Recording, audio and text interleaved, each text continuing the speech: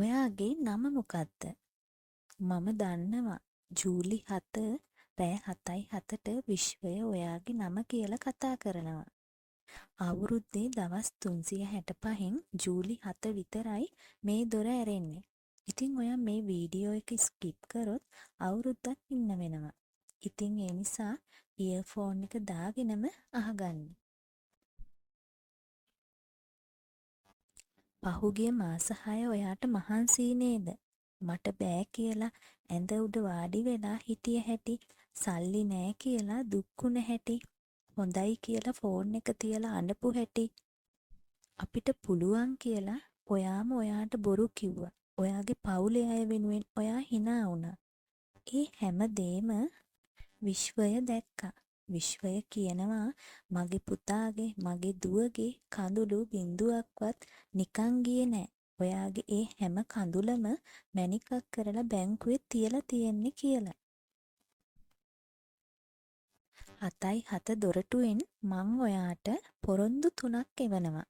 පළවෙනි එක, ඔයා තනි වෙලා නෑ කියන පොරොන්දුව. ඔයාට උදව්වක් නෑ කියලා හිතන හැම තප්පරයකම මම ඔයාගේ හෙවණැල්ල වගේ හිටියා. ඔයා වැටෙනකොට අල්ලගත්තේ මම. දෙවනි පොරොන්දුව, ණය ගෙවනවා කියන පොරොන්දුව.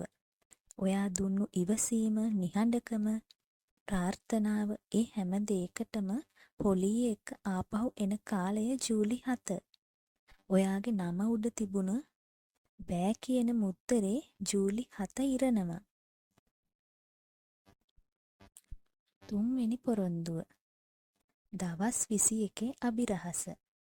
ජූලි 7 ඉඳන් දවස් 21ක් ඇතුළත ඔයා බලාපොරොත්තු අතෑරපු කෝල් එකක්, ඔයා ලැජ්ජාවට අයදපු සල්ලි ප්‍රමාණයක්, ඔයාගේ ජීවිතේ පේජ් එක මාරු කරන නිවුස් එකක් ඒක එනවා. ලෑස්ති වෙන්න.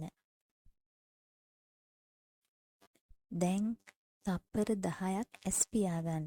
ඔයා බය නැතුව ජීවත් වෙනවා. බැංක් බැලන්ස් එක බිඳුව නෑ. ඔයාට ඕනම දේ කියනවා මට පුළුවන් කියලා. ඒ ජීවිතේ මේ මාසේ පටන් ගන්නවා. ඒ ජීවිතේ බොරුවක් නෙවෙයි. ඒක මතකයක්. අනාගතයෙන් ආපු මතකයක්. විශ්වය අහන්නේ එක ප්‍රශ්නයක් විතරයි. ඔයා විශ්වාස කරනවද? ඔයා ඔව් කියන්න. මම ගන්න කියන්න. මතක තියාගන්න. ජූලි 7 රෑ 7:07ට මේ දොර වැහෙනවා. අවුරුද්දට එකපාරයි. ඉතින් ඔයාගේ පොරොන්දුව විශ්වයට දෙන්න. කමෙන්ට් කරන්න 7:07 I am ready. ඒ කිව්වේ මම ලැබෙන දේ බාර ගන්නවා කියන එකයි. මේ වීඩියෝ එක සේව් කරලා තියාගන්න. කාගේ හරි බලාපොරොත්තුවක් බේරගන්න මේ වීඩියෝ එක ෂෙයා කරන්න.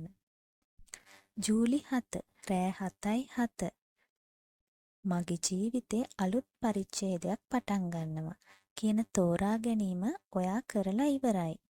මම ඔයාට දොර ඇරලා තිබ්බා. දැන් ඇතුළට යන්න. ඔයාගේ වාරේ. මගේ අලුත් ජීවිතය පටන් ගන්නවා.